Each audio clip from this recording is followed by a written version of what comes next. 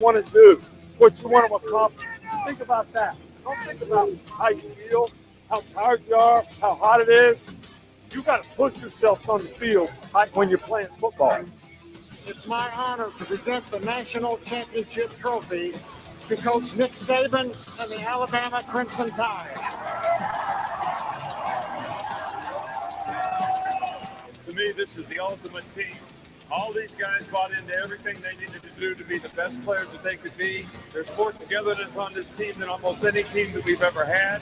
And they had to overcome and persevere so much adversity through this season, and they've done it magnificently. And I'm so proud of this group for what they've been able to accomplish and going undefeated and winning the national championship. Streaming live on YouTube, Twitter, Facebook, and the Tide 100.9 app.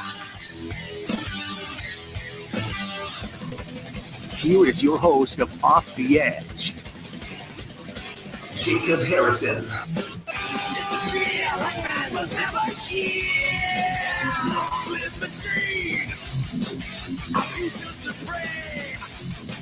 Your man overthrown.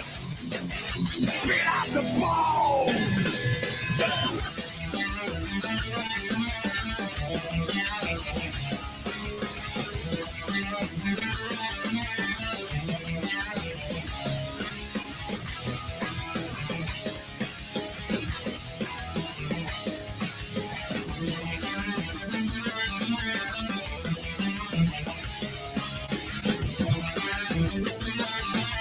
Hello there. Good morning. Welcome in to Off the Edge, Tide 100.9, your home for Alabama Crimson Tide sports. All the technology this morning is breaking down for me, but we're going to have a lot of fun this morning talking some Alabama Crimson Tide football. Michael, if you'll turn that music down, I'd really, really appreciate it. Thank you, man. I appreciate that so much. Today we'll have AJ Spurr on the show in about 11 minutes. And we'll break down everything that happened with the Alabama Crimson Tide in the game with Mississippi State. Appreciate everybody, handling business while I was away yesterday. Feeling a little bit under the weather, but all's good now. So, with all that being said, if you missed the show at any point in time, you can always play back on Spotify, Apple Podcasts, as well as the podcast center at Tide109.com. You can always stream this show live on the Tide 100.9 app. The podcasts live there as well, by the way. That app is just incredible. All the great features are there, whether it's the written content, on-the-air content, and it's all available whether you have an Android or an Apple device. You can also catch the live streams of the show, Facebook, YouTube, Twitch, Twitter, at Off the Edge 109 on all platforms. Go check it out there. Like, share, subscribe, all the great things that are available to you there for more content as well. Let's go ahead and go to Nick Saban's Open before I kind of try to backtrack for what we usually do on Mondays, and that's breaking down the game. Let's hear what Nick Saban had to say about the game before we start inserting my opinions. Here's Nick Saban yesterday at his weekly Monday press conference. I was really pleased and proud of the way our guys responded. In this last game, I thought we played really hard in a game. Played for 60 minutes, tried to finish plays, played the next play regardless of what happened in the game. When we had bad plays, it wasn't always perfect execution, but I think we competed in the game like I'd like to see us compete. The question is can this become a part of who we are, or does something bad have to happen for us to respond in the way we need to respond? And I think that's a challenge for all of us, and that's a challenge for all of our players and the leadership on our team to continue to do the things we need to do. Guys that practice well, played well in the game, guys that prepared well, played well in the game. So that's something that we need to continue to do. I think the rivalry between, Tennessee and Alabama is, one of the old great rivalries in college football. It goes way back. I know it means a lot to a lot of people, in our state. Certainly means a lot to me, and hopefully we'll get that translated to our team. Josh Heupel has done a really good job at Tennessee. Their team is playing really well. They're explosive on offense. They make a lot of big plays. They run the ball very effectively. I don't really think the quarterback situation, regardless of whatever it is, both guys are very capable.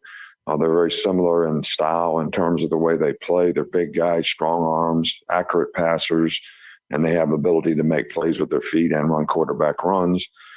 They have good skilled players outside.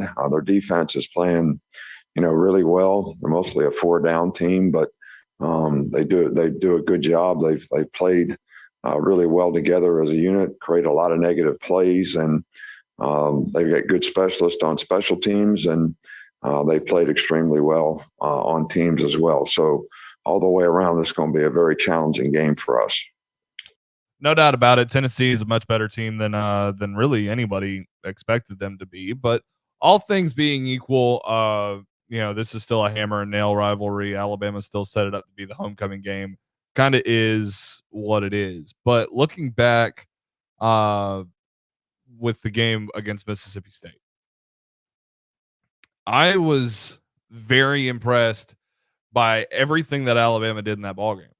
Pretty much everything. It's hard to look at anything that Alabama did and be like, oh, well, yeah, without being extremely nitpicky. Whether you're talking about Bryce Young and just being accurate and efficient, whether you're talking about the running game and sticking with the running game at the goal line, and Nick Saban even going as far as calling a timeout to ensure that was going to be, upheld within the game plan. Or it's the defense getting 7 sacks in a game against a team that is known for getting the ball out very quickly and only giving up about 2 sacks per game. Or it's getting 3 interceptions, which I think is more than Alabama had up to this point in the season. It was certainly more than Will Rogers had even thrown in the 5 games for him before this game as well. It's John Mechie stepping up and having 7 catches for 117 yards and a touchdown. It's all these It's all the pass catchers who caught touchdowns who made their own plays, who took shorter passes and got to the end zone and made plays. It's the defense not allowing a touchdown. It's the defense playing well in the red zone, period. From top to bottom. And these are the kind of things that you expect to do against Mississippi State. Even though Mississippi State has shown this year that they're a better football team than they were even a year ago. And that, heading into this game, the big thing was, they're 5 points away from being 5-0. Well, that's not going to change that Alabama's still 40 points better than them. They were last year. They were this year. And Will Rogers played well. And Mike Leach had a good game plan. And, they spread the ball out. They get the ball out quick. They do a lot of interesting things, and a lot of things work for them. And they were aggressive, And Will Rogers, first of all, if you watch that game and you don't tip your hat a little bit to Will Rogers for playing through the shoulder injury that was obviously plaguing him, and completing 35 of 55 passes. I mean, they throw the ball an insanely ridiculous amount of times. And everything just kind of built into what it was. And Will Anderson playing the game of his life. It needed to happen. It's one thing, and Will knows this, and Will, kind of displays this. It's one thing to get to the press conference and say, we need to be about this. We need to get our stuff together. And it's another thing to, a couple of weeks later say, well, I don't think anybody took me seriously, and then be silent and say a lot by saying nothing during a press conference question. But it's a completely different thing to go out on the field and do something that only 2 other people in the history of Crimson Tide football have ever done. And one of those guys being Derek Thomas. And that's get 4 sacks in a game and be extremely close to getting 5 and possibly even 6 sacks in the game. What Will Anderson did is exactly what you need edge rushers to do in today's game. And that is take it over, get the quarterback off his spot, get the quarterback out of rhythm, force the quarterback to make early decisions, errant decisions, and at the end of it, get to him, bring him down for loss of yardage. Mississippi State lost 53 yards just off of sacks alone. Will Rogers rushed for about 8 yards, but he lost 41. And so Mississippi State had -1 rushing yards in the game. That's going to help Alabama's averages. with Alabama's defense, it's all been, Pete Golding this, fire Pete Golding that. And, and I wrote about, potential replacements for him, mostly as a joke. For anybody that read that, I hope they saw that was mostly a joke. While there were some serious candidates in there who I think would be, have a lot of potential for an upgrade, at the end of the day, I think we have learned a lot about what this defense is. This defense is more so built for today's age of football. A team that throws the ball a lot is going to really struggle against Alabama because they've got the pass rushers. They've got smaller interior defensive linemen than they've ever had, really. I mean, like, you can look at DJ Dale and Tim Smith and go, oh, those are big guys. Yeah, but they're not, Terrence Cody, they're not Raekwon Davis. They're not behemoth defensive linemen. They're athletic defensive linemen. Fedarian Mathis and Byron Young and all these guys are going to be considered undersized in the NFL. So when you kind of look at the trends of these things, who have they played well against? Teams that throw the football a lot or are not talented. Who have they struggled against? Teams that run the football a lot. And Ole Miss got away from the running game. Ole Miss didn't run the football. So I think we're starting to learn what this defense is capable of. Now, that to be said, we're looking down the road and we're looking at Georgia, potentially in Atlanta, and that's where it gets shaky because the Bulldogs run the ball really, really well. And they don't throw the ball very well at all. And they play great defense. On the offensive side, I was just happy to see John Mechie step up and be the guy. Jamison Williams was held down, only got 3 targets, made the most out of his one, that second half catch that he took 75 yards for a touchdown. But overall, offense, business as usual, handling their business against a team that they're definitely better than. Defense stepping up and making the necessary adjustments to prove that they're still, while they may not be the best defense in college football, and I might need to take down that pinned tweet off of my Twitter page at JHarrisonOTE, they're still top 5. And that we're getting ridiculously frustrated on very minuscule things that a lot of teams would be very happy to have, including, the types of teams that maybe are looking at possibly going to the playoffs without great defenses. Your Oklahomas, your Cincinnati's, where you're really in a space. You've got a championship winning offense. Do you have a championship winning defense? This 2018 Alabama Crimson Tide, they'd love to have this defense. And we all know that.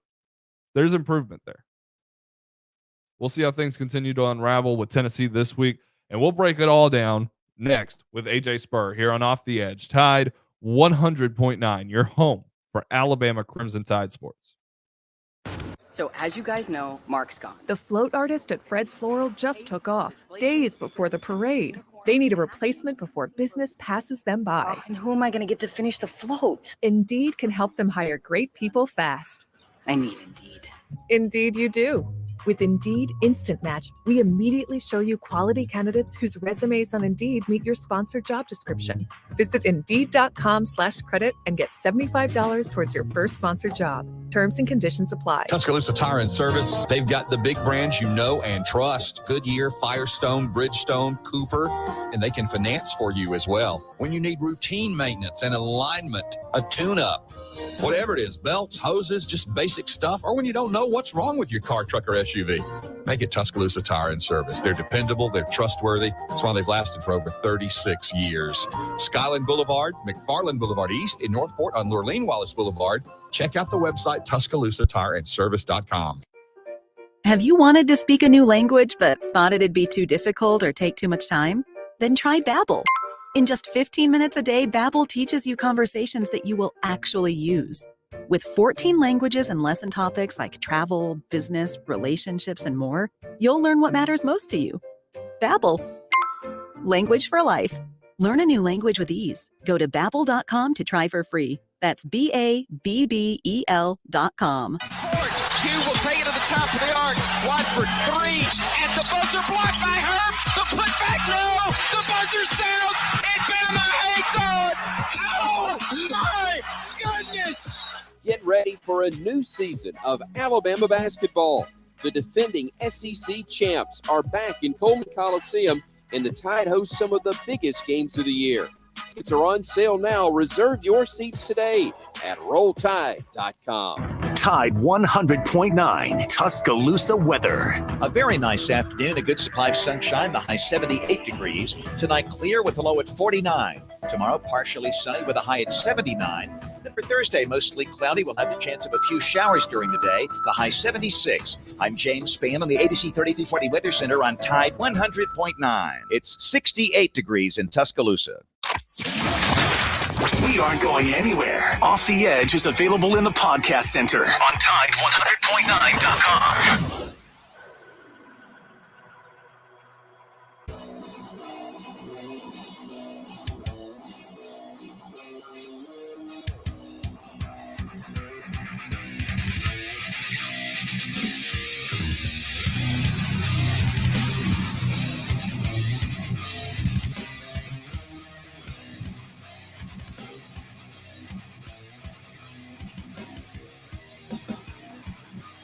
We're back here on Off the Edge, Tide 100.9, your home for Alabama Crimson Tide sports. Jacob Harrison here with you, Jake Kaczynski and Michael Bronner behind the board helping us out. Joe Gaither's hiding in there somewhere, probably putting together some incredible articles for Tide109.com. All the latest news, all the latest analysis, conjecture, opinion. It's all there, Tide109.com. But another great source for that is also Roll Tide Wire, the USA Today affiliate of the Alabama Crimson Tide, and the site editor there is our guy AJ Spurr.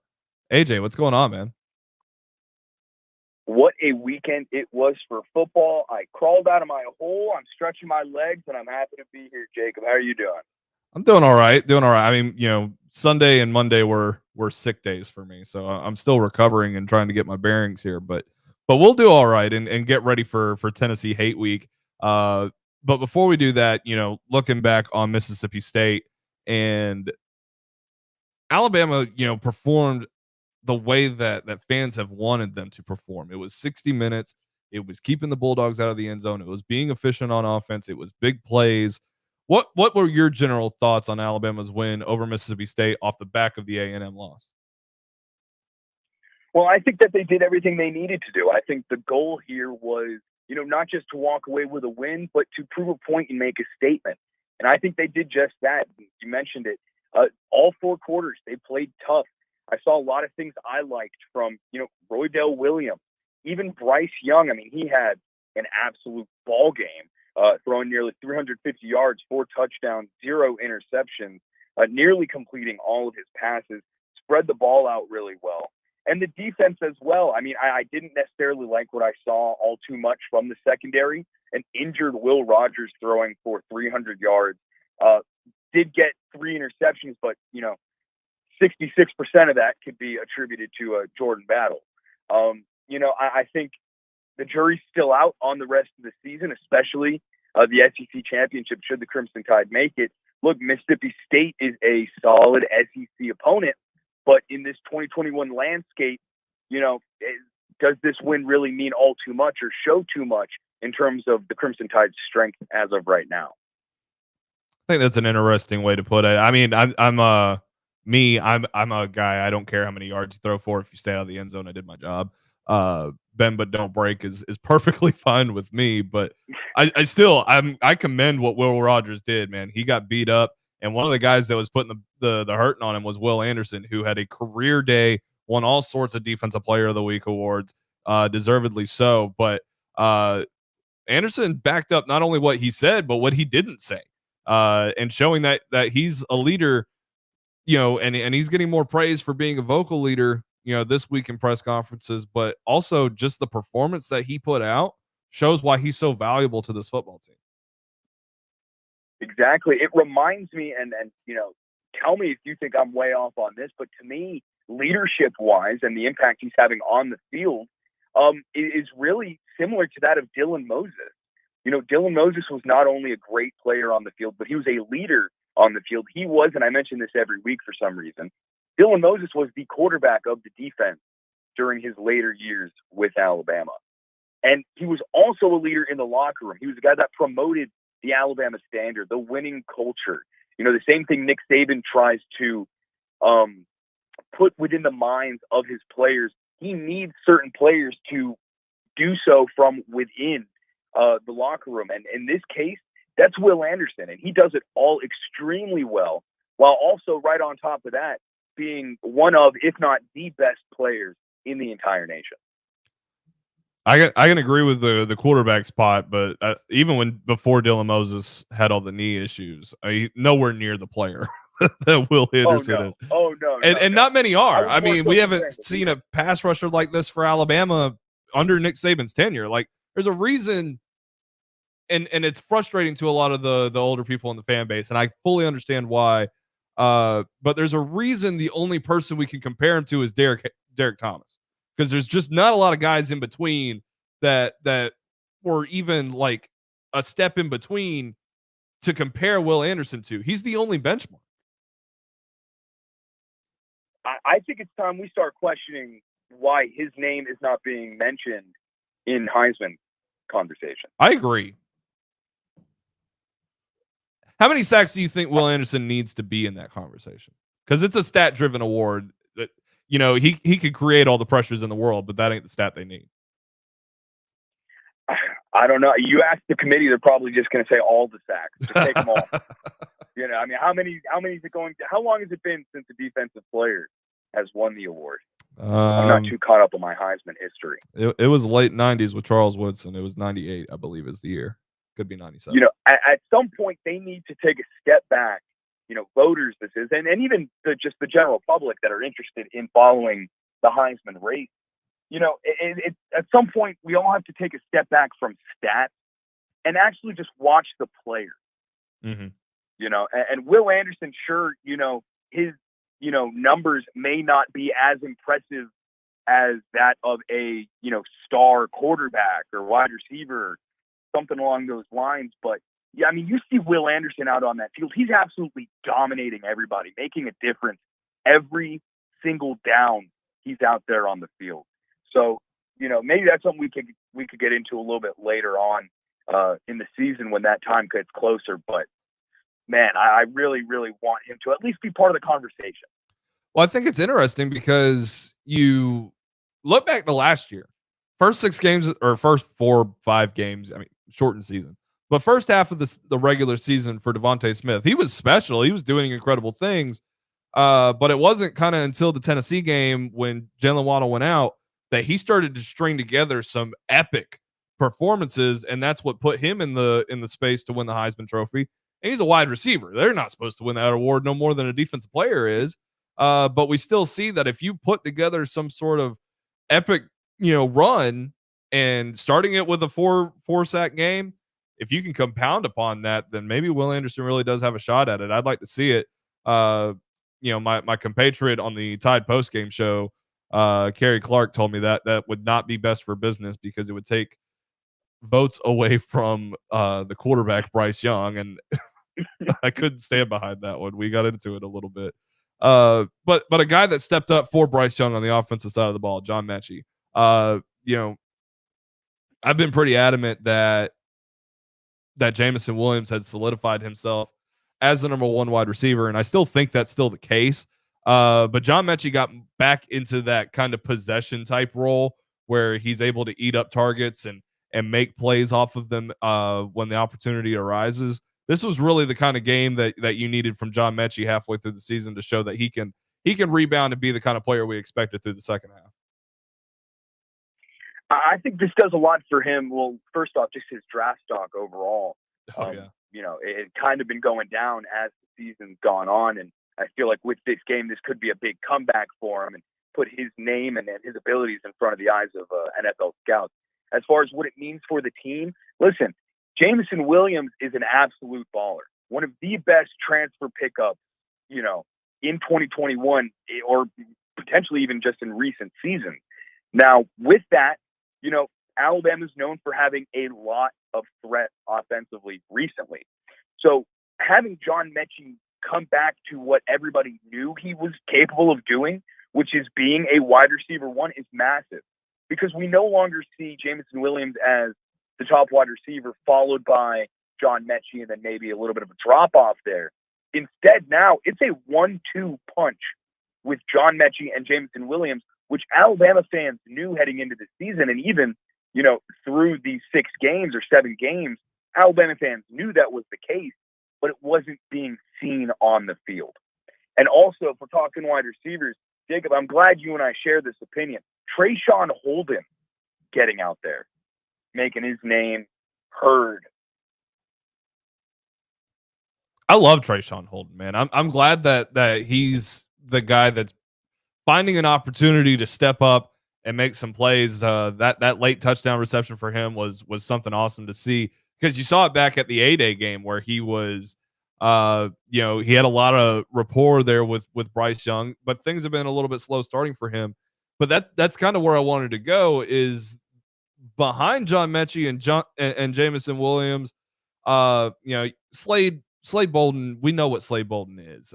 He's going to be reliable, but he's not going to be dynamic. JoJo Earl, we're waiting to see when that dynamic play really comes to life for the offensive side of the ball. But behind those 4 guys, Trayshawn Holden seems to be the guy leading the race, but Javon Baker's not with the team, or he didn't travel with the team. He's not suspended or anything like that. We all know that. Agiye Hall's not happy. Christian Leary's, at running back right now. What do you make of the depth at this wide receiver position? It's nothing like what we expected it to be. No, heading into the season, especially after, all the reports from the offseason, Hall was slated to be, the next best young Alabama wide receiver. And here we are. Now he's sending off tweets talking about how unhappy he is. And Trayshawn Holden was a name that had been mentioned here and there, but was never in contention to be a starting wide receiver or somebody to have a big impact on this offense, especially midway through the season. I think it's interesting to see Mechie and Williams balling out, sharing the wide receiver one position, and then seeing Bill O'Brien, Nick Saban, and this offense kind of test, some different options here.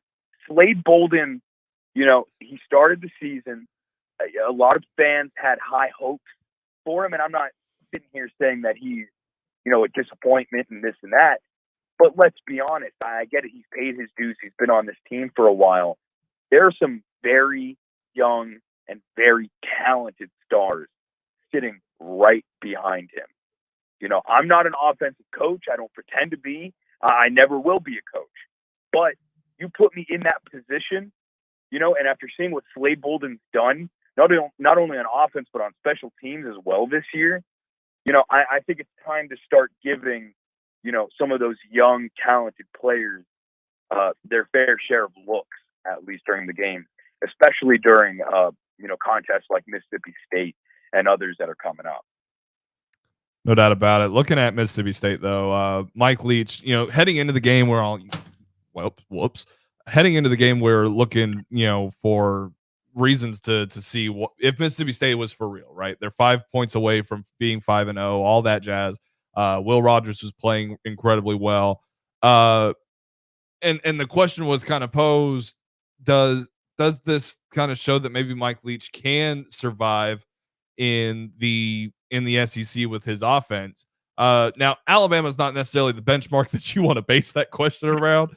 But based off of the performance of Will Rogers doing what he did with an injured right shoulder, but also just the effectiveness of their offense overall in picking up yardage, maybe not getting in the end zone against Alabama, but just in terms of yardage, are we learning a little bit of something about Mike Leach and where he stands in the SEC? Is he making the necessary progress to survive? My personal opinion, I don't. I don't think Mike Leach has, a lot of time left in the SEC, which is weird to say because considering who he is as a head coach and a great offensive mind, you would think him joining the SEC at the time in which he did, when the SEC was kind of transitioning into this very strong offensive conference that isn't lacking in defensive strength, but isn't as strong as it was, 5 years ago, 10 years ago, so on. You would think that that's the perfect scenario for Mike Leach.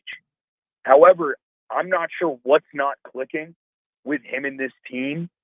Maybe it's, he's just not able to adapt into the modern offensive schemes. And, maybe he's just used to the old defensive game plans. I don't know what it is, but Mike Leach at Mississippi State has not been a very, very strong connection there. And I don't think that he's going to be able to establish something strong this year or next year or the year after that. I think he'll be gone before we know it. And Mississippi State's going to be looking for a new head coach. Be a lot of turnover in the SEC West over the past couple of years if that's the case. It's always going to be interesting to see how Mike Leach stands. I think that was kind of one of the underlying storylines when he joined the Bulldogs was how's he going to be able to survive? And Lane Kiffin occupying Mississippi with him does him no favors. Speaking of Lane Kiffin, though, Tennessee, Lord, I mean, we haven't seen a bludgeoning of foreign objects since the Hunchback of Notre Dame in the mid-'90s, right? I mean, golf balls, mustard, water bottles. It was ridiculous. But as far as the on-the-field product, this Tennessee team under Josh Heupel, they're pretty good. They are definitely coming into themselves. And there's a lot of different pieces on this team that I think, may not spell trouble for Alabama, but may put up a better fight than ones we've seen since 2006. I'm excited to see Josh Heupel really, really develop this team. And maybe this year, isn't going to amount to much, but future years, who knows what might happen. I'm very, very interested. I think Tennessee finally found their guy. At the head coach position, yeah, I agree. Now at quarterback, that may be a different story. If Hinton's not able to go, and based off of the way that injury looked, I don't think he will be. If Joe Milton's the quarterback, then Alabama fans really ain't got nothing to worry about. Maybe Tennessee's defense will play pretty well, but when you're talking about quarterbacks that run out of bounds on the final play of the game, you got to know what you're dealing with at that point.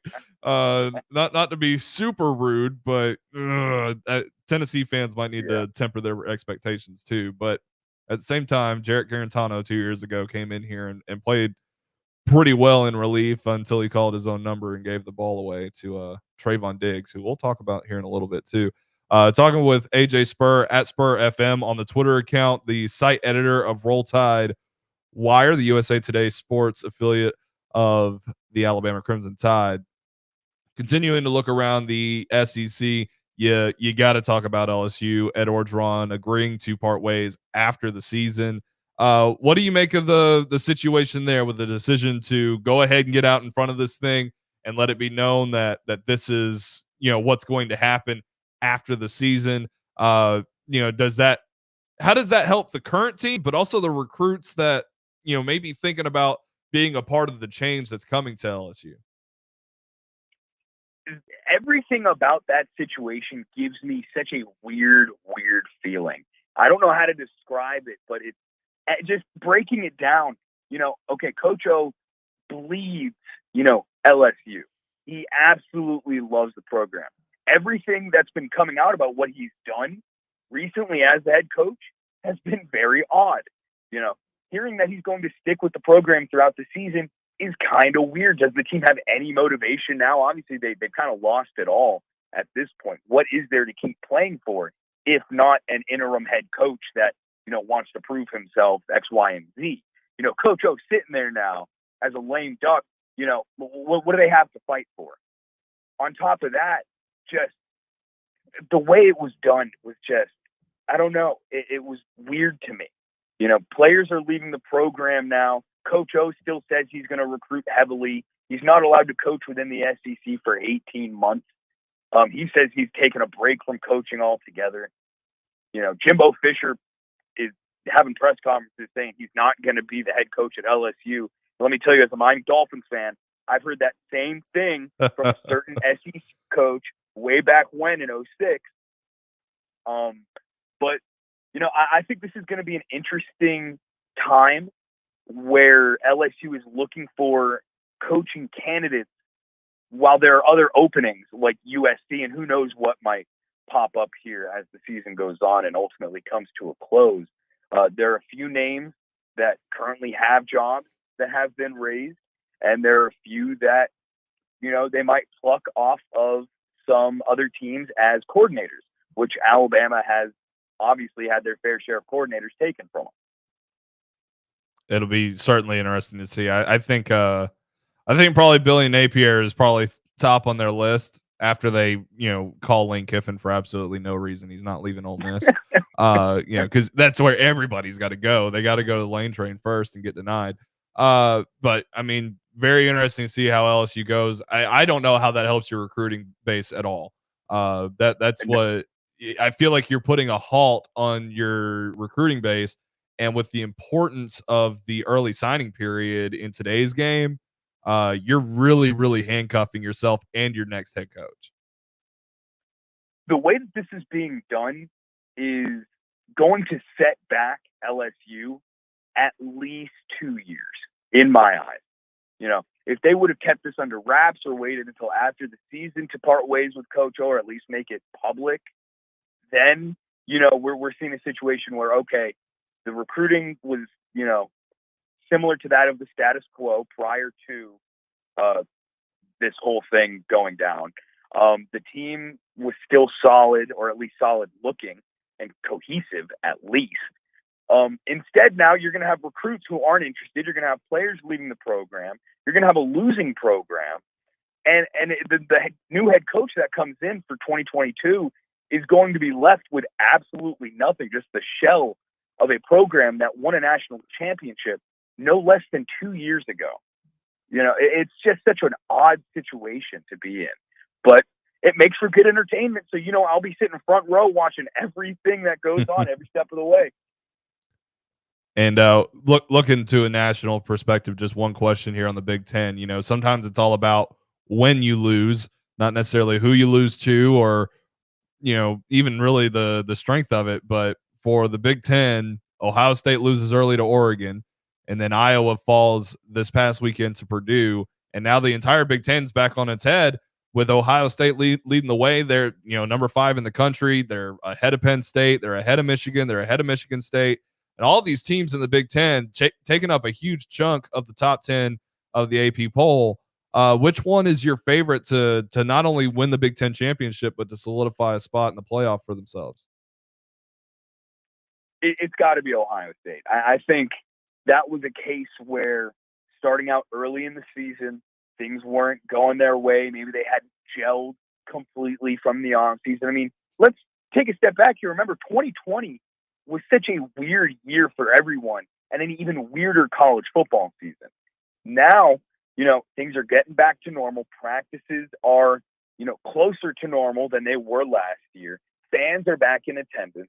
I think everything just took some getting used to. It's bad for Ohio State that they took a hit so early, but hey, they got to come back from it, work their way all the way back into the top 5, and all of a sudden, they're one Cincinnati misstep away or an Oklahoma loss, which seems inevitable to happen at this point, but probably won't happen because of how many close games they have.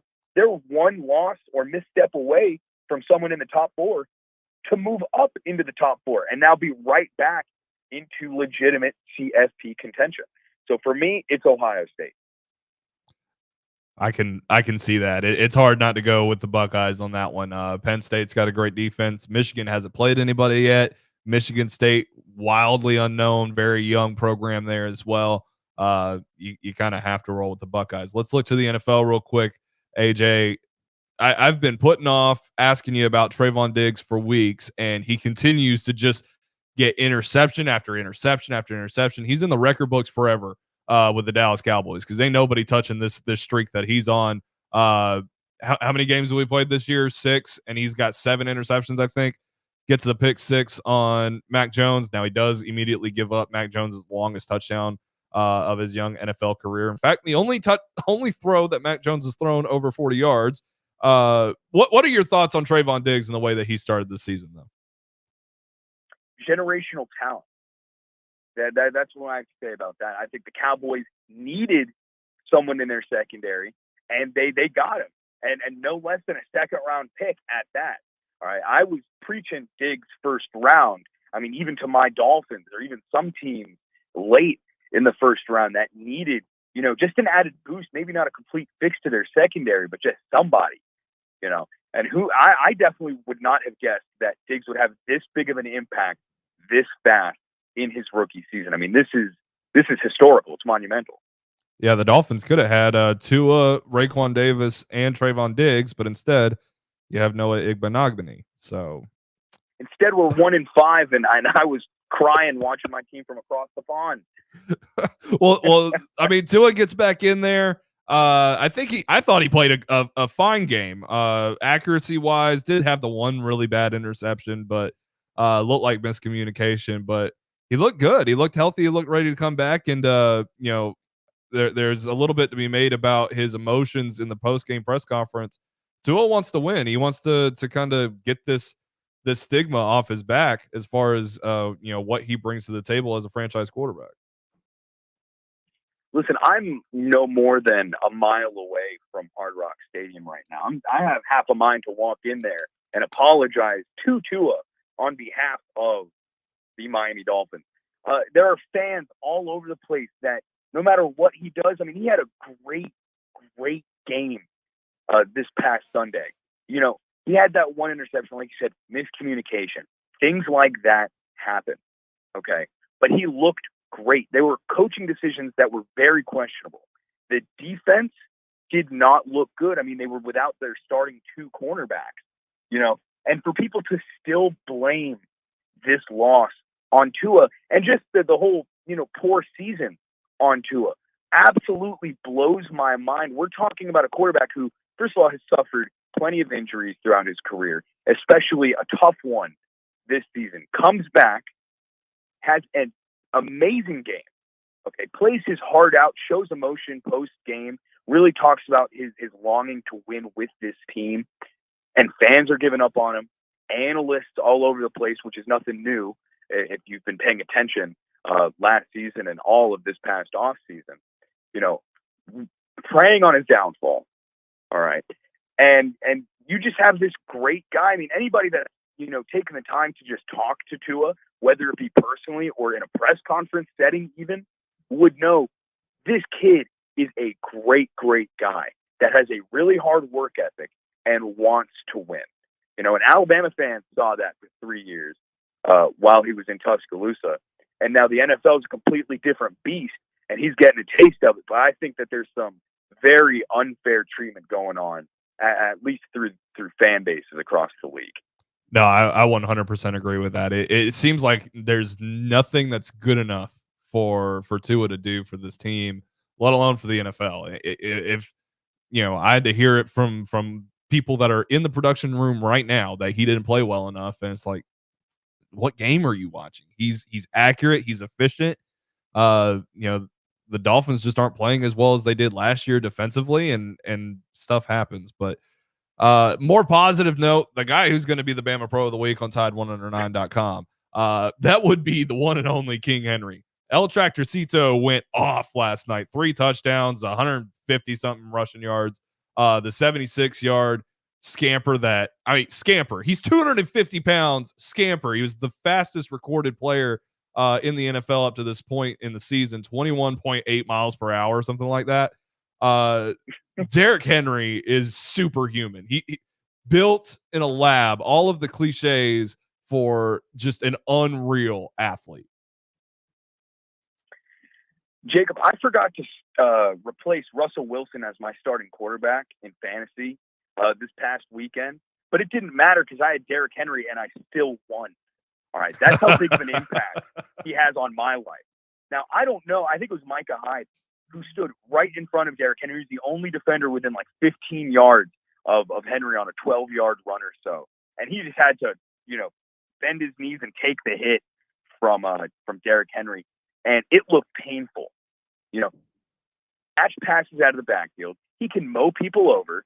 He can knock grown men over with one finger if he wanted to. All right. Did you see him put Mario Addison on the turf with like the weakest step arm of his career? Like, it was nothing. I don't even understand why. And, go back to talk about Will Anderson, and he's not being mentioned in the Heisman race. Derrick Henry's not being mentioned in the MVP race. And for me, that's even more absurd. That is mind-boggling to me. I get it. Josh Allen's a great quarterback. Justin Herbert, this and that. Derrick Henry is a monster. I mean, they don't win that game without him. That's really the base criteria for being the Bama Pro of the Week on my thing. But I mean, you mentioned Russell Wilson and not taking him out of your starting lineup. Dude, he'd have beat the Steelers by himself. The way that Alex Collins ran against the Steelers, Derrick Henry would have doubled that. Like, insane production from Derrick Henry. The paces that he is on, they're going to break all sorts of records. Something like 28 touchdowns and 2,200 rushing yards. His scrimmage yards would break a record too. Absolute insanity from the 2016 Heisman Trophy winner. AJ, man, we always appreciate your time. Always have a lot of fun breaking it down with you. At Spurr FM on the Twitter account, Roll Tide Wire site editor there for you. AJ, man, have a great rest of your week. Enjoy Tennessee Hate Week, man. You do the same, boss. Appreciate you. I'll talk to you soon. Absolutely. AJ Spurr helping us out. We'll head to a break, come back, close it down quickly, and I'll put it into perspective a little bit about Derrick Henry and the absolute insane performance that he had last night. And really and truly an agreement on what AJ said there at the end. He should be tops, not just in the conversation, tops in the conversation for MVP of the NFL in 2021. I'm Jacob Harrison. This is Off the Edge, Tide 100.9, your home for Alabama sports. So as you guys know, Mark's gone. The float artist at Fred's Floral just took off, days before the parade. They need a replacement before business passes them by. And who am I going to get to finish the float? Indeed can help them hire great people fast. I need Indeed. Indeed you do. With Indeed Instant Match, we immediately show you quality candidates whose resumes on Indeed meet your sponsored job description. Visit Indeed.com/credit and get $75 towards your first sponsored job. Terms and conditions apply. Tuscaloosa Tire and Service. They've got the big brands you know and trust. Goodyear, Firestone, Bridgestone, Cooper, and they can finance for you as well. When you need routine maintenance and alignment, a tune-up, whatever it is, belts, hoses, just basic stuff, or when you don't know what's wrong with your car, truck, or SUV, make it Tuscaloosa Tire and Service. They're dependable, they're trustworthy. That's why they've lasted for over 36 years. Skyland Boulevard, McFarland Boulevard East in Northport on Lurleen Wallace Boulevard. Check out the website TuscaloosaTireandService.com. Have you wanted to speak a new language but thought it'd be too difficult or take too much time? Then try Babbel. In just 15 minutes a day, Babbel teaches you conversations that you will actually use. With 14 languages and lesson topics like travel, business, relationships, and more, you'll learn what matters most to you. Babbel. Language for life. Learn a new language with ease. Go to Babbel.com to try for free. That's BABBEL.com. Hugh will take it to the top of the arc. Watford, three. At the buzzer, blocked by her. The putback, no. The buzzer sounds. And Bama hangs on. Oh, my goodness. Get ready for a new season of Alabama basketball. The defending SEC champs are back in Coleman Coliseum, and the Tide hosts some of the biggest games of the year. Tickets are on sale now. Reserve your seats today at RollTide.com. So as you guys know, Mark's gone. The float artist at Fred's Floral just took off, days before the parade. They need a replacement before business passes them by. And who am I going to get to finish the float? Indeed can help them hire great people fast. I need Indeed. Indeed you do.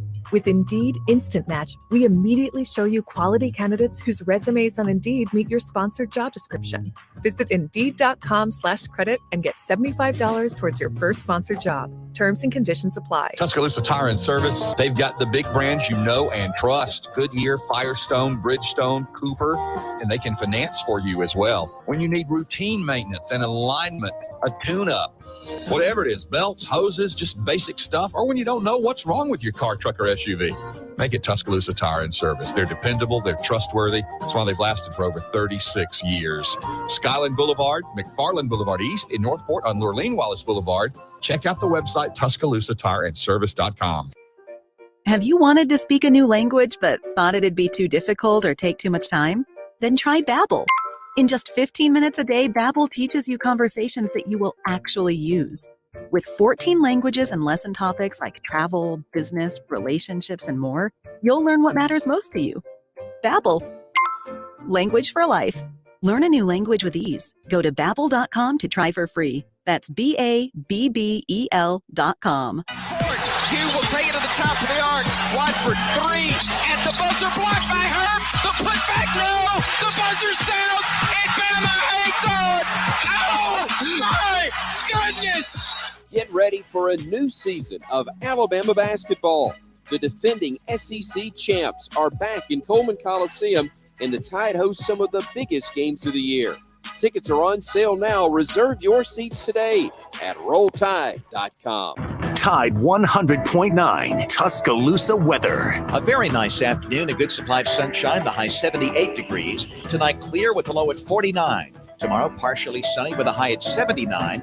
And for Thursday, mostly cloudy. We'll have the chance of a few showers during the day, the high 76. I'm James Spann on the ABC 3340 Weather Center on Tide 100.9. It's 68 degrees in Tuscaloosa. Follow Off the Edge on Facebook, Twitter, and YouTube for live streams and instant analysis. Off the Edge with Jacob Harrison continues.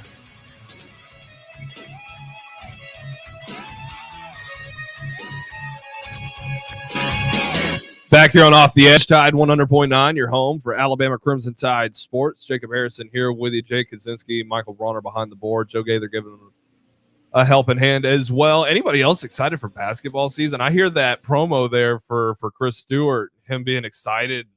You know, I love listening to Chris. I don't often listen to Eli Gold. I know that might be a little bit blasphemous. I love listening to Eli Gold. I really do. But I'm usually, just a TV. I watch it. I really don't listen to the commentators at all. I'm zoned in trying to analyze the game. Big brain me. But I love being in the car during basketball season and just listening to Chris Stewart call a game, because it's insanity, right? It's up and down the court. He doesn't breathe. It's superhuman. It's almost like Derrick Henry in a way, right? What Chris Stewart does as a play-by-play commentator for Alabama basketball, I love it, and I don't think I'll ever forget coming back.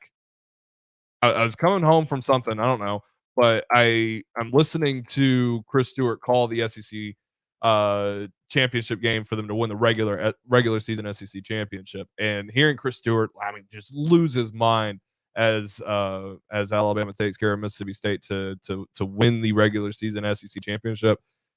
Unreal. I don't think I'll ever forget that. And those are the kind of things that you love. And those are the kind of the impacts that a great play-by-play guy can have. And Alabama's blessed to have such great play-by-play guys, whether it's Roger Hoover, or whether it's Chris Stewart, or whether it's Eli Gold. I know Gray Robertson has helped out in the past too, and what he does here with us, through praise on the Crimson Tide Sports Network with softball, as well as Tom Canterbury. All these guys are incredible at what they do. We're super. We've got a good hero play-by-play guys. I'll say that. Not a lot of places can say that. But with Derrick Henry, though, last night, you've got to at some point recognize that great running backs matter. And I was telling this with Gary in between shows, is with Najee, every time Najee does something great, there's a handful of people within Steelers media or Steelers fan base on my timeline that are like, yeah, but he's a running back. What value is he really bringing? Is he winning us games? Did his 80 yards contribute to the victory for the Steelers over the Seattle Seahawks? And some things are not quite as quantifiable. And I see a lot now with people trying to justify their hate of running backs by taking away their one big yard and then looking at their average rushing yards per carry or whatever. I'm not crazy about any of that. These guys are going to do what they're going to do. If you want to devalue somebody, you could do it easier with quarterbacks than anybody. For example, Bryce Young's, all 4 of his touchdown passes against Mississippi State. You want to devalue them really, really easily? Just say that they're all short passes and the wide receivers made the plays. But it's a team sport. And if the big player on your team is Derrick friggin' Henry, and he's running for a ridiculous amount of yards, a ridiculous amount of touchdowns, he's catching the ball out of the backfield, he's stiff-arming 280-pound defensive ends with weak stiff arms. He wasn't even full effort. It wasn't even getting momentum on him like he did with Chris Norman. He just touched him and dude fell down. That's how impressive Derrick Henry is. Put the man not just in the MVP conversation, but at the top of the damn list. He's Derrick Henry. He's King Henry. He's El Tractorcito. Running backs matter, man. Let them have value. I'm Jacob Harrison. Big thanks to everybody in the production room. The Jay Barker Show is coming up next here on Tide 100.9, your home for Alabama Crimson Tide Sports.